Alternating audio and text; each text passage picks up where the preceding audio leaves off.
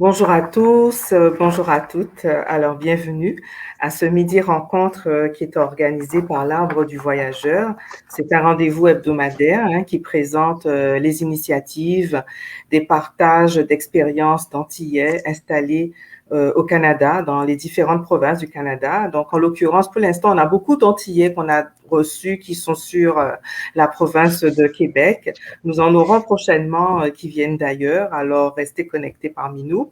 Si vous avez l'occasion de suivre nos lives, qui sont donc des midis rencontres pour présenter ceux qui représentent enfin, nos communautés antillaises ici, si vous êtes issus donc de la communauté antillaise, vous êtes guadeloupéen, martiniquais ou venez de la Guyane, c'est avec grand plaisir que nous serons ravis de vous accueillir à ce rendez-vous pour présenter soit une activité que vous aimeriez qui soit visibilisée ou tout simplement partager votre expérience de vie dans votre processus migratoire, soit en tant qu'étudiant, soit en tant que résident permanent, ou tout simplement si vous êtes déjà un citoyen canadien, mais que vous aimeriez apporter votre part également pour outiller, pour partager votre expérience, vous êtes le bienvenu. Donc, vous pouvez nous soumettre une demande, soit par notre messagerie qui est accessible sur notre site web au www.arbreduvoyageur.ca ou sur notre page Facebook. Nous avons aussi accès à une messagerie ainsi que sur notre Instagram pour nous soumettre votre demande. Alors, l'Arbre du Voyageur s'adresse à tout individu, aux familles qui envisagent d'immigrer au Canada ou au Québec. Alors, le Québec, c'est une des provinces du Canada, il y en a 10, mais nous ne sommes pas canadiens. Donc, si vous avez envie de vivre une expérience nouvelle, soit pour une période temporaire ou tout simplement une période permanente, et que vous aimeriez être accompagné pour pouvoir passer au travers les différentes étapes, parce que c'est vraiment un processus assez long, fastidieux, nous sommes là pour vous soutenir et pour vous aider. Donc, aujourd'hui, mon invitée est Lucie Serson. Elle est originaire de la Martinique. Elle est infirmière clinicienne. Elle célèbre cette année 2021 ses 10 ans. C'est 10 ans de résidence ici au Québec. Alors, après ses études d'infirmière en France, où elle a d'ailleurs grandi, elle fait un retour en Martinique dans un premier temps. Et puis, 2 ans par la suite, elle va avec sa famille, décider de lancer leur démarche pour s'expatrier au Québec. Alors, bienvenue, Lucie, à ce Merci, Sabine. de l'Art du Voyageur. Ça fait quand même un petit moment qu'on se connaît, mais c'est vrai que nous avons tant à faire ici, là, donc le temps passe et puis on se voit pas beaucoup. Mais bienvenue chez nous, bienvenue. Merci beaucoup pour ton invitation. Voilà, on va parler un petit peu des raisons qui t'ont conduite au Québec et puis de ta profession, des défis que tu aurais rencontrés, puis des conseils que tu aimerais partager. Alors, je le disais tantôt, tu arrives au Québec avec ton permis de résidence permanente, j'imagine, en 2011. Tu arrives en famille. Pourquoi le Québec? Alors, j'ai choisi le Québec pour l'aventure. J'avais envie de découvrir une nouvelle culture, des nouvelles cultures, et j'ai lu comme quoi Montréal était une ville où il y avait une belle qualité de vie, c'était bilingue, on y parle français, donc je me suis dit, j'ai envie de tenter l'aventure. J'arrive dans un pays et en plus de ça, il y a des différentes cultures. Oui, il y a un nouveau climat, ça m'intéressait de vivre sur le continent américain parce que j'avais envie aussi de me rapprocher des États-Unis. J'avais envie d'aller vivre aussi aux États-Unis. À ce moment-là, j'avais envie d'aller en Californie. Donc, je me suis dit, on va commencer par le Québec. Ce sera un tremplin pour après, pourquoi pas aller aux États-Unis. Voilà. Donc, avant d'arriver au Québec, tu fais un saut en Martinique. Tu restes 2 ans à peu près. C'est quoi ce retour, ça signifiait pour toi? Alors, étant donné que c'est mes origines, j'avais envie de rentrer. J'ai vécu, grandi en France, donc pour moi, c'était naturel de rentrer chez moi et soigner les personnes de ma communauté. Donc, c'est pour ça que je suis rentrée avec mon conjoint et j'ai travaillé à la MENA sur l'équipe volante pendant 2 ans. Et au niveau professionnel, j'avais envie de voir comment c'était ailleurs. J'avais fait le tour, j'ai fait tous les services de la MENA, j'y allais. j'avais peur de conduire à ce moment-là, mais j'avais envie de faire du libéral, mais j'avais peur de conduire en Martinique. Donc, je me suis dit, ben, je pourrais tester aussi ça ailleurs. Donc, je me suis dit, c'est ça qui m'a donné envie de partir. J'avais déjà l'idée de partir, donc je voulais pas non plus commencer la conduite ou commencer quoi que ce soit, puisque j'avais envie de partir à l'aventure. Et puis mon conjoint aussi était au chômage pendant cette période, et donc on avait envie de s'expatrier par rapport aux opportunités que nous offrait le Québec. D'accord. Voilà. Alors, quand tu arrives ici, bon, je l'ai dit tout à l'heure dans la présentation, tu as fait tes études en France, des études d'infirmière, ok? Oui. Donc, tu arrives au Québec. Comment ça s'est passé? Parce que c'est important que nos internautes qui nous suivent, il y en a beaucoup qui ne suivent pas nécessairement d'ici, du Québec, du Canada, mais qui sont à l'extérieur du territoire. Donc, c'est important pour cadrer un petit peu pour ceux qui nous suivent de l'extérieur. Quand tu arrives ici, avec ton diplôme d'infirmière que tu obtiens en France, faut savoir que ici les diplômes qui sont obtenus à l'étranger doivent être réévalués par il y a un processus qu'on appelle les études d'évaluation comparative pour voir l'équivalence que ça fait avec le Québec. Pour ceux qui nous suivent, hein, voilà, je dis ça. Donc, quand tu arrives ici, Lucie, comment ça s'est passé ton évaluation comparative de ton diplôme français d'infirmière pour exercer au Québec? Alors, les infirmières françaises, n'ont pas besoin de faire l'équivalence parce qu'il y a des accords entre la France et le Québec qui fait que notre diplôme est reconnu. Donc, quand je suis arrivée ici, je m'étais déjà inscrite en avance à l'Ordre des infirmières et des infirmiers du Québec parce que l'ordre qui s'appelle l'OIIQ a une place très, très importante. Si on n'est pas inscrit à l'ordre, on n'a pas le droit de travailler. Et je savais que ça pouvait prendre du temps, le temps d'envoyer les démarches, qu'ils évaluent mon diplôme. Donc, je m'y suis prise à l'avance. Quand je suis arrivée au Québec, je suis arrivée avec mon entretien. Une semaine après, j'avais directement mon entretien. Et j'avais postulé au Centre universitaire de santé McGill, qui est un hôpital anglophone. J'avais la ferme intention d'apprendre l'anglais en arrivant ici. Donc, j'ai postulé et donc j'ai eu une entrevue et je suis arrivée comme ça avec une entrevue ici et inscrite déjà.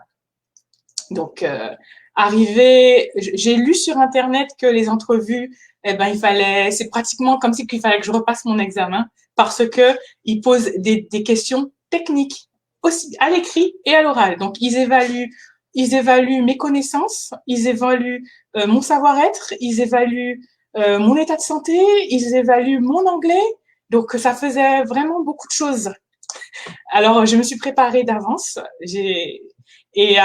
Donc, arrivée sur place, donc, j'ai eu cet entretien. Par la suite, j'ai été contente, j'ai été prise. Et arrivée, on m'a dit que j'y avait de la place en chirurgie cardiaque. Je me suis dit oui. J'ai dit oui partout. J'aurais dit oui parce que j'étais tellement en amour par rapport au centre universitaire de santé McGill qui me prennent. Moi, c'était le numéro 1. Donc, j'ai dit d'accord, j'arrive. En plus, j'aime bien la chirurgie et la chirurgie cardiaque, ça me faisait un petit peu peur, mais je me suis dit c'est quand même intéressant. Alors, j'y suis allée. En plus, j'étais pas jetée comme ça, toute seule. Comme ça, j'ai eu quand même un stage. J'ai eu un stage de 75 jours où j'ai suivi une infirmière qui me montrait comment se passe l'organisation du service, comment on fait les soins, quelles sont les prises en charge. Donc, j'avais arrivé avec mon expérience, mais tout ce qui était au niveau de la cardiologie, c'était nouveau pour moi, donc il fallait que j'apprenne. Et j'ai su aussi par rapport à mes autres entrevues que j'ai eues, que à chaque entrevue, on demande beaucoup des questions techniques à toutes les entrevues, tandis que quand j'allais en France, quand j'avais une entrevue, c'était limite, ça y est, c'est sûr qu'on comprend. Et ici, j'ai vu vraiment qu'ils sélectionnaient beaucoup les infirmières, malgré qu'il y a un manque d'infirmières, on sélectionnait beaucoup. Donc, il y a eu ça. Et sur le terrain, au niveau des soins techniques, j'ai trouvé que ma formation d'infirmière en France était excellente au niveau de l'hygiène, au niveau de la prise en charge, tout ce qui me montrait, je me rends compte qu'on faisait déjà ça, c'était ce que je faisais en Martinique, c'est ce que je faisais en France. Pour moi, le gros challenge a été au niveau des noms des médicaments. Il fallait que je revoie, si je donne un médicament, il fallait que je sache pourquoi je le donne. Ben, tout ça, je le savais déjà, mais ici, comme c'était des nouveaux médicaments, ben, il va falloir que je revoie, dès que j'avais une liste de médicaments donnés, il fallait que je sache c'est quoi.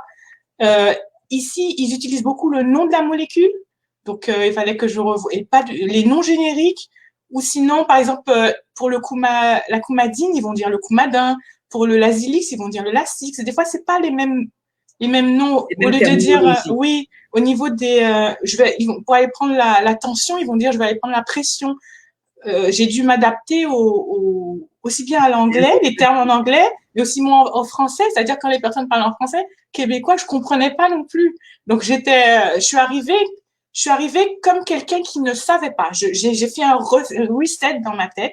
Je suis arrivée, je suis là pour apprendre et je voulais pas arriver et dire ah mais je sais Je sais déjà. déjà. Je suis arrivée comme si je savais rien. Même si je savais, je prenais tout. Et puis, c'est comme ça que j'ai fait aussi. C'est le fait de partir avec cette démarche de je suis là pour apprendre et ne pas venir en disant je sais déjà.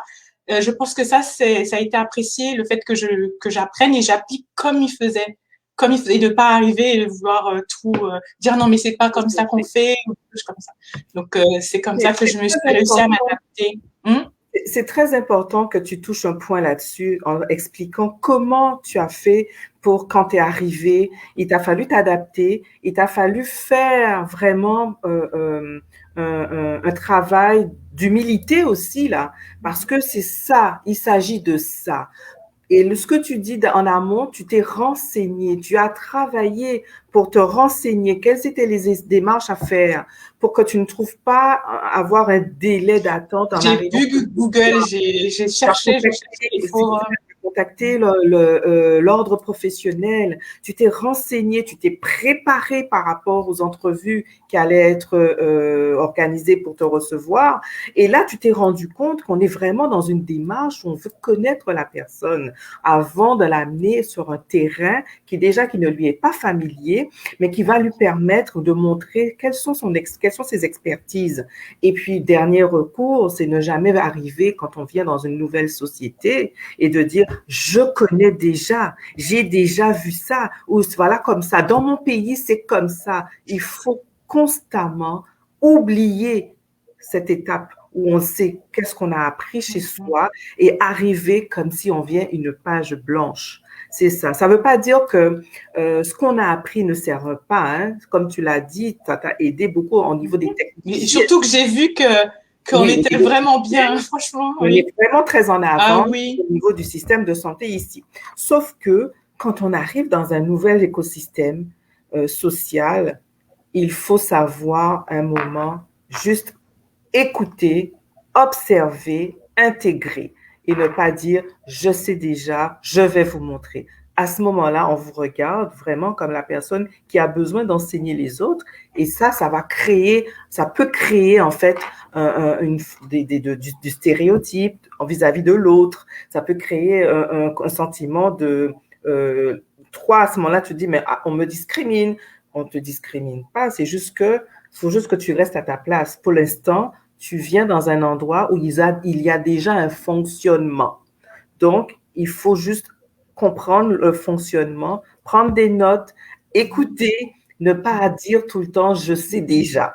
Ça, donc j'aime beaucoup cette partie de ton témoignage parce que c'est un des défis que vivent beaucoup les personnes quand elles viennent c'est pour immigrer, d'arriver dans un fonctionnement qui existe, mais de vouloir transférer ce qu'elles ont appris dans ce fonctionnement-là et qui des fois n'est pas du tout approprié parce que il y a ces deux cultures qui se rencontrent et ces deux fonctionnements qui se rencontrent avec des valeurs différentes, avec des façons de faire qui sont différentes.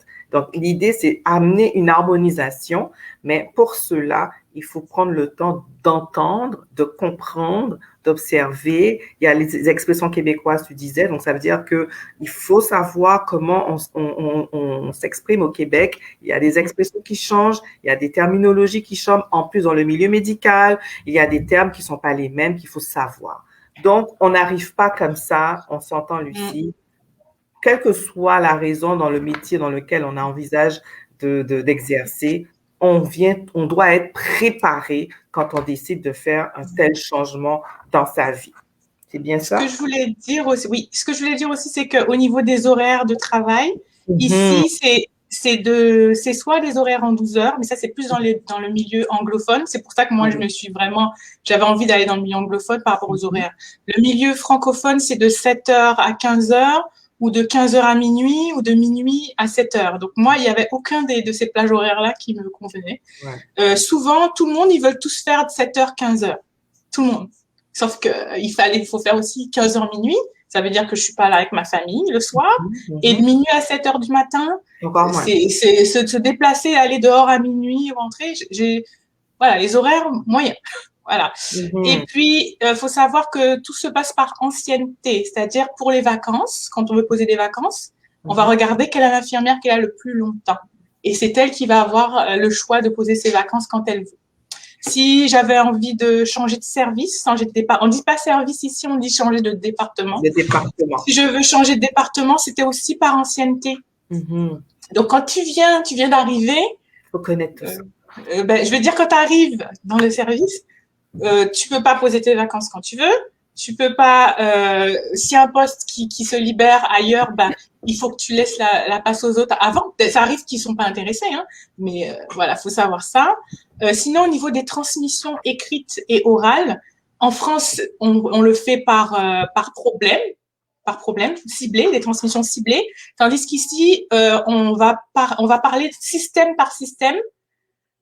On va dire tout ce qu'on a vu et tout ce qu'on a fait par rapport à ça. On va parler aussi bien de ce qui va bien et de ce qui va pas. Donc, ça fait des notes comme ça. Si on n'écrit pas tout et qu'il y a un problème derrière, on va regarder les notes. Et si on n'a pas dit, t'as pas dit que ça allait bien, si ça allait bien là, ça peut te porter préjudice. Donc, les notes, ça te couvre aussi bien que ça informe, mais ça te couvre. Et faut savoir qu'il y a différents types d'infirmières ici. Nous, les infirmières françaises, nous sommes considérées comme des infirmières cliniciennes, des infirmières bachelières. Voilà, c'est le niveau universitaire. Ça, c'est récent. C'était peut-être, ça fait peut-être 3 ans que c'est comme ça, parce que avant ça, j'étais considérée comme une infirmière technicienne. Ça veut dire que j'ai pas le niveau universitaire. Mais avec les accords, maintenant, j'ai un niveau, niveau bachelor, baccalauréat clinicienne, c'est la même chose. Donc ça veut dire que, en gros, c'est je peux faire les prises de sang, je peux faire les soins techniques, j'ai plus d'analyse, je suis responsable de la prise en charge du patient. Sinon, il y a d'autres niveaux d'infirmières. Il y a les infirmières qui sont techniciennes, mais c'est juste qu'elles n'ont pas été à l'université, mais je crois que c'est le même nombre d'années d'études. Nombre d'années d'études.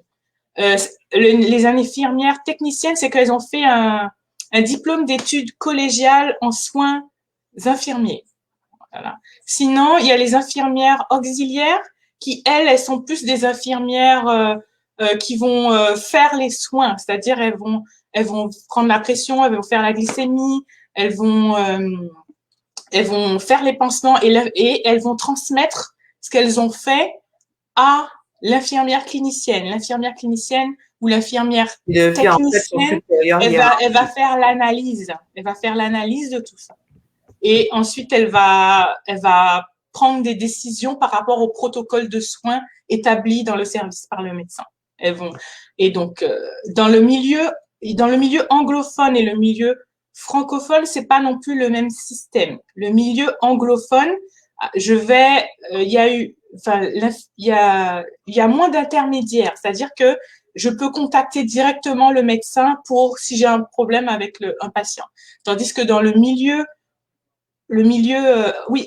anglophone aussi, c'est moi qui fais tous les soins, aussi bien les soins techniques, l'analyse, tout. C'est que j'ai une prise en charge globale de mon patient et j'ai un lien direct avec le médecin. Et c'est ça que j'ai beaucoup aimé dans le milieu anglophone. Tandis que dans le milieu francophone, je travaille en équipe avec l'infirmière auxiliaire qui va aller faire tous les soins et ensuite elle va venir me dire voilà, il y a eu ça, il y a eu ça, il y a eu ça. Et moi, je vais faire mon analyse et je vais aller retourner voir le patient. Donc voilà. Et ensuite, je vais donner mes informations à l'infirmière chef. Et l'infirmière chef va aller voir le médecin. Moi, pour moi, c'est trop. Il y a beaucoup d'intermédiaires. Avoir un contact direct avec le médecin. Donc, c'est pour ça que j'ai toujours aimé le milieu anglophone. Voilà au niveau des différents types d'infirmières qu'il y a. Alors, merci d'avoir effectivement clarifié ces différents types de postes disponibles dans le milieu médical en tant qu'infirmière. Il y a 3 postes différents, 3 profils différents avec 3 procédures différentes. Puis d'avoir fait cette différence aussi avec le milieu anglophone et le milieu hospitalier francophone, j'aimerais qu'on revienne un peu rapidement au sujet de l'ordre professionnel parce qu'effectivement, c'est important que nos internautes comprennent que pour exercer dans cette profession, il faut être approuvé, accrédité par un ordre professionnel. Il y a plusieurs ici des professions comme ça qui réglementent des professions comme pour faire un petit peu la parenthèse, les gens qui sont dans ingénieurs, architectes, avocats, enseignants, ce sont des métiers ici où il faut être qui sont réglementés par des ordres professionnels. Donc l'ordre doit vous donner en fait cette comme accréditation, on va dire ça comme ça, pour cela. Alors l'ordre professionnel des infirmières et des infirmiers du Québec, est-ce que tu peux rapidement, tu as déjà donné un petit peu, tu as touché un petit peu le processus, comment ça se passe en termes d'évaluation, hein? Mais est-ce que tu peux rapidement dire le rôle de cet ordre professionnel-là?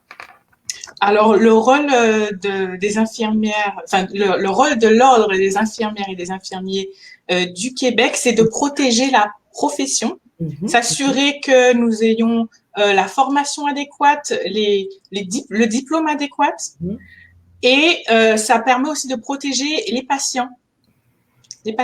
Donc, au travers de l'ordre, donc on est obligé, tous les ans, je dois m'inscrire. Et donc, si par exemple dans le service, il y a quelque chose que j'ai mal fait ou quoi, je peux être radiée de l'ordre et ne plus avoir le droit de m'inscrire. Si je n'ai plus le droit de m'inscrire, donc je n'ai plus le droit d'exercer parce que pour travailler, il faut être inscrit. C'est vraiment, par exemple, je me rappelle en passant des entretiens, des fois ils me demandaient pas tout de suite mes papiers, ils me demandaient tout de suite mon numéro d'ordre. Donc, je rentre mon numéro d'ordre. Enfin, je leur donne mon numéro d'ordre. Ils sont capables d'aller voir sur Internet, de voir, voilà, Lucie, elle a fait telle formation, elle est inscrite depuis telle année. Ils sont capables de voir si j'ai fait des erreurs, si j'étais radiée. C'est tout. Tout mon background, tout mon ADN, ils le savent. Donc, c'est pour ça que, et à t'afficher et publiquement. Donc, c'est accessible en réseau dans le Oui. C'est-à-dire que si quelqu'un a mon ordre, n'importe qui, mon numéro d'ordre, il est capable de voir si je suis une infirmière en règle. C'est pour ça. En même temps, ce que j'entends, c'est que quand tu dis qu'il protège la profession, il y a une chose qu'il faut savoir également pour ceux qui nous suivent. Une personne qui veut exercer dans ce métier-là, on est dans un pays ici où on est ouvert à accueillir donc des gens qui arrivent de partout et des gens qui viennent de différents pays d'origine. Donc, une personne qui a étudié, qui a un diplôme d'infirmier en Moscou ou bien en Moldavie ou bien dans un autre pays d'Europe n'a peut-être pas eu les mêmes critères d'apprentissage qu'une personne comme toi qui a eu tes diplômes en France, par exemple. Donc, c'est important pour l'ordre professionnel de vérifier les acquis que cette personne aurait eu en étant dans son pays d'origine et voir si ce qu'elle a acquis comme connaissance correspond à ce qu'elle doit avoir comme minimum compétence pour exercer ici. Donc, si besoin est, elle peut être amenée à retourner aux études pour aller compléter ce qui manque. On est d'accord, hein? Parce qu'on ne peut pas laisser n'importe qui à toucher. C'est pour ça que je dis ça protège les patients. Si tu n'as pas ton numéro, tu ne peux pas travailler. Voilà, t'es en règle. T'es pas en règle, je veux dire. Tu as eu Dans ton la loi. diplôme d'infirmier en Guinée ou bien en Moldavie ou bien en Pakistan, tu peux pas arriver à exercer comme ça. Non, L'ordre professionnel. tu Mhm. peux pas arriver à aller tu vas envoyer ton CV, ils vont te demander quel est votre numéro d'ordre au Mhm. niveau de WICU. Et Voilà. donc, si t'as pas, ben, c'est pas la peine d'aller plus loin. Donc, la première démarche avant d'aller répondre à une offre d'emploi, c'est de s'inscrire à l'ordre. On est d'accord. Alors, écoute, on a bien parlé, hein, c'est bien, je trouvais intéressant d'avoir ce témoignage-là de toi, puisque Merci. effectivement, c'est un domaine dans lequel où on n'a pas encore eu l'occasion d'avoir d'invités, et puis c'est un métier, c'est un milieu qui est très, très, au niveau de des personnes qui nous approchent, qui nous interrogent sur leurs démarches. Il y en a beaucoup qui sont dans des milieux médicaux Mais et dans le domaine de la ce qui nous avantage, c'est qu'il y a des accords entre la France de la France et le Québec. et le Et Québec. si vous venez, vous aurez des stages, vous serez pas jeté comme ça dans les services. On est vraiment préparé. Alors, ce qu'il faut savoir, c'est que nos internautes qui nous suivent, comme on dit toujours, on vous parle du Canada. Mais le Canada, c'est 10 provinces. 10 Oui. provinces. Et une province uniquement qui est francophone, c'est la province de Québec. Donc, l'entente qu'il y a, c'est entre le Québec et la France. Mais il n'y a pas encore d'entente entre la France et la Colombie-Britannique ou la France et le Nouveau-Brunswick ou la France et l'Ontario. J'ai bien que tu dises ça parce que j'ai eu envie à un moment donné d'aller travailler en Ontario. Et quand je me suis inscrite à l'ordre des infirmiers et des infirmières en Ontario, et là j'étais reconnue comme infirmière technicienne et non clinicienne. Donc, ils ont un degré de reconnaissance qui diffère. Exact. Je ne suis pas reconnue de la même manière. D'une province à l'autre. Donc, vous entendez, si vous envisagez d'aller vivre autre que le Québec, mais dans une autre province comme la Colombie-Britannique, l'Ontario, parce qu'il y en a 10 provinces ici, là. Chaque province a son ordre professionnel. Donc, il faut se renseigner auprès de cette province, auprès de l'ordre professionnel de cette province-là pour connaître les critères. Ensuite, vous y inscrire, si besoin est, retourner aux études si jamais ça devait se faire. Donc, ça veut dire que quelqu'un qui travaille au Québec, là, comme Lucie, si elle est installée ici à Québec en tant qu'infirmière, elle décide de déménager du Québec et d'aller vivre dans une autre province qui est comme l'Ontario, elle doit aller d'abord s'inscrire à cet ordre-là pour savoir quels sont les critères, comment elle est reconnue, obtenir son numéro d'accréditation et ensuite, s'il faut qu'elle aille aux études, mais elle retournerait aux études pour aller chercher une autre formation diplômante qui exigeait à une personne dans cette profession-là. Et elle vous dit, voyez, la reconnaissance n'est pas la même puisque au Québec, elle est reconnue comme infirmière clinicienne et en Ontario, elle serait reconnue comme infirmière technicienne. Donc, c'est important de s'informer, c'est important de regarder comment fonctionne chaque province et quelles sont les réglementations qui existent. Alors, Lucie, j'aimerais... bon, tu as souligné tes défis, hein, tu as dit quels sont les défis que tu as rencontrés, quels sont les enjeux que tu as expérimentés par rapport à ta profession. Moi, j'aimerais t'entendre sur ton intégration maintenant ici. Comment tu l'as vécu, ton intégration? Ça fait 10 ans. Donc, 10 ans, quand tu te tournes le dos, tu regardes tout ce chemin que tu as fait. Qu'est-ce que tu te dis maintenant? Alors, en arrivant au Québec, étant donné que j'ai dû m'adapter à un milieu par rapport au travail très anglophone, plein de choses différentes, j'ai eu envie, hors du travail, de rejoindre ma culture. Donc, quand je suis arrivée ici, je me suis inscrite à un groupe de carnaval et un groupe de danse aussi, de danse dancehall, de danse traditionnelle antillaise. Donc, je me suis inscrite. Donc, ça m'a permis de rencontrer des personnes de ma communauté. Et donc, ça m'a vraiment beaucoup aidé. De cette manière, ça m'a permis de décompresser, de parler avec des personnes qui avaient les mêmes difficultés que moi, c'est-à-dire difficultés, c'est pas vraiment des difficultés, mais des challenges, des défis, et puis d'être un peu en famille. Voilà. Donc, c'est ce que j'ai fait au début.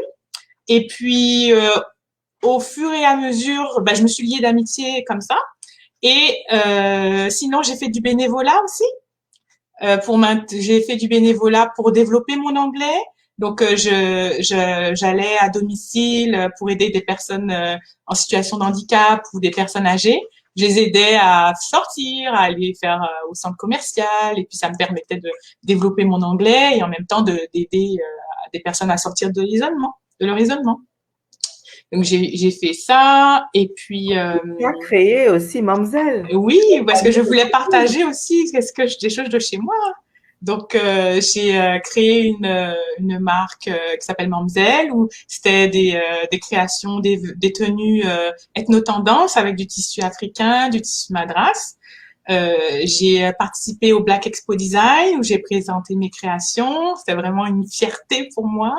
J'ai vraiment, vraiment beaucoup aimé une ça. de tes créations, d'ailleurs. Oui, oui. Et donc, par la suite, j'ai eu les enfants, le travail. J'ai dû gérer d'autres choses, qui fait que j'ai moins eu le temps de développer, créer. Et puis j'ai eu envie aussi de m'investir dans d'autres projets, notamment de travailler en tant qu'infirmière privée.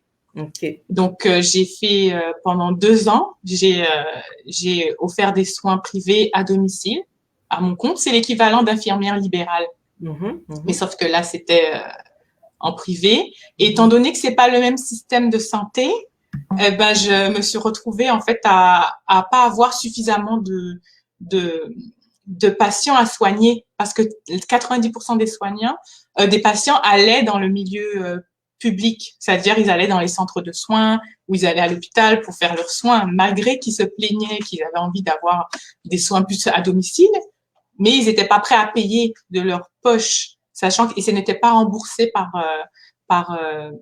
la RAMQ, le régime d'assurance maladie du Québec. Tandis qu'en France, il y a la sécurité sociale, les soins sont remboursés par la sécurité sociale. Donc ici, je me retrouvais en fait à avoir très peu de demandes de soins, ou bien les demandes de soins que j'avais, c'était des demandes très ponctuelles du jour au lendemain, ce qui fait que je pouvais pas m'organiser comme je veux. Ça ne n'allait pas avec mon rythme de vie. Donc je courais un peu à travers Montréal à faire les soins, et puis j'étais souvent en voiture, et puis ça me convenait plus. Donc j'ai finalement arrêté. Et là maintenant je travaille en tant qu'infirmière d'agence. Je travaille en agence, à l'agence Code Bleu, où là je peux être autonome dans le sens où tu peux organiser ton agenda. Voilà, je peux organiser mon agenda, donner mes disponibilités, et puis c'est l'inverse, c'est-à-dire que je leur donne mes disponibilités et ils me proposent des soins, et tous mes heures sont comblées, donc c'est parfait, donc ça me convient, et ça me permet aussi d'être disponible la journée, parce que d'être disponible quand je veux, et ce que j'avais envie au final, c'est d'accompagner les personnes à avoir un mode de vie sain. Et donc maintenant, ce que j'ai décidé de faire, c'est de proposer un accompagnement au niveau de la nutrition et de l'activité physique. Donc là, je me suis dit, bon, au lieu d'être dans le curatif, je vais travailler plus dans le préventif, dans la prévention. Donc là, c'est ce qui me plaît en ce moment, c'est vraiment aider les personnes à prendre soin d'eux, à faire du sport, à manger mieux. C'est vraiment ce qui m'intéresse en ce moment. Alors, en ce moment, on peut dire que tu te sens comblée. Tu es en train de faire des choses que tu aimes. Ah oui. Et on s'entend que c'est un processus, quand on immigre, qui est long.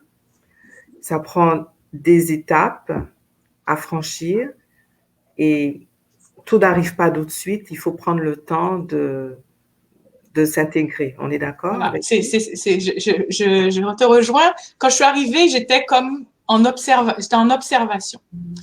Et j'étais en train de prendre des informations. Et avec ça, j'ai fait ma sauce, j'ai apporté à travers Mamzelle. Et puis j'ai cherché, bon, comment je peux faire pour me sentir bien là où je suis, et en même temps être utile. Voilà. Donc c'est ça, les différentes période d'adaptation, c'est oui, je m'adapte, mais aussi j'ai quelque chose aussi à apporter et on co-crée ensemble, on s'entraide ensemble et on va de l'avant et on développe au fur et à mesure. Donc, est-ce que tu te sens maintenant chez toi? alors, je me sens chez moi sur Terre. Je me considère comme une femme du monde. Voilà. Je me sens, je vais en France, je me sens bien. Je vais en Martinique, je me sens bien. Je suis au Québec, je me sens bien. Je prends ce que j'aime et je me focalise sur ce que j'aime. Et si j'aime pas, ben, il y a bien quelque chose que je vais aimer là-dedans. Et si j'aime pas, ben, c'est, en général, je m'en vais. Je vais à un endroit qui me plaît plus. Et puis voilà. Ben écoute, Lucie, notre midi rencontre s'achève, hein, ça y est, hein. On a eu hein, tu as vu, il y a tellement de choses à dire, mais dans ce que tu as partagé, je crois que tu as fourni beaucoup d'informations aux personnes qui seraient désireuses à se lancer dans cette démarche d'immigration et qui viennent d'un milieu au niveau, dans le domaine de la santé. Donc, ça permet aux gens d'avoir une idée de ce que représente le processus en fait pour intégrer le domaine de la santé ici et comment les choses se passent. On a eu une petite question à te poser, mais qui vient de Jonathan. Bonjour Jonathan, qui a été d'ailleurs un de nos invités récemment. Comment s'est passé tes démarches pour l'obtention de ta résidence permanente et combien de temps cela t'a pris, le coût? Moi, je pense que ça fait 11 ans, Jonathan. Mais mes informations sont pas à jour. Donc, les informations moi, ça a pris 3 mois pour avoir mes papiers. Il n'y avait pas encore l'engouement pour le Québec comme il y avait. Donc, moi, ça m'a pris 3 mois. Et tout quand je dis ça, on me dit, ben, waouh, c'est impossible. Maintenant, c'est différent. Donc, et en plus, c'était pas le par Arima. C'était pas du tout la même chose. Nous-mêmes, on n'a pas connu tout ça, nous aussi. Non.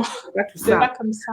Tu envoyais ton application. Il n'y avait même pas la demande d'intention, elle n'existait même pas. Tu envoyais ton application. C'était beaucoup plus facile. C'était très facile, très facile. Donc maintenant, Jonathan, ça a beaucoup changé. Et puis le Québec a voulu mettre une politique aussi au niveau de l'immigration qui est très exigeante. Il faut passer les tests pour les valeurs québécoises. Il faut aussi motiver sa demande. Donc c'est différent. Mais Jonathan communiquait avec nous. On a toutes les informations. On pourra vous dire c'est quoi le coût et tout ça. Alors, écoutez, merci à tous de nous avoir suivis. Nous avons été ravis, enfin, en tout cas, ma part, de te recevoir, Lucie. Et puis, n'hésite pas, si tu as des actualités à nous partager quand tu vas mettre en place ton projet de prévention et tout, tu es la bienvenue pour venir présenter ton projet. C'est important pour nous de montrer les réussites de nos ressortissants, les enjeux qu'ils rencontrent, parce que c'est important de parler aussi de ce qui se passe. Hein. Il ne s'agit pas de voir le Canada comme étant l'Eldorado. C'est un pays qui a ses défis, qui a ses enjeux, et il faut les connaître. Il faut souligner ces enjeux-là. Il faut les transmettre aux gens qui nous suivent. Mais c'est important de savoir aussi que chacun peut aller à son rythme et atteindre ses objectifs. Ça prend 3 ans pour certains, d'autres 5 ans, d'autres 10 ans, mais tout le monde peut trouver ce qu'il est venu chercher parce que c'est aussi ça. On part pour venir chercher ce qu'on n'a pas réussi à rejoindre et on fait tout ce qu'il faut pour qu'on puisse l'obtenir. Alors, merci encore, Lucie. Est-ce que tu as un dernier mot à donner? Alors, s'il y a des personnes qui veulent me suivre, moi, mon nom, c'est Lucie, sur Facebook, c'est Lucie Cerson.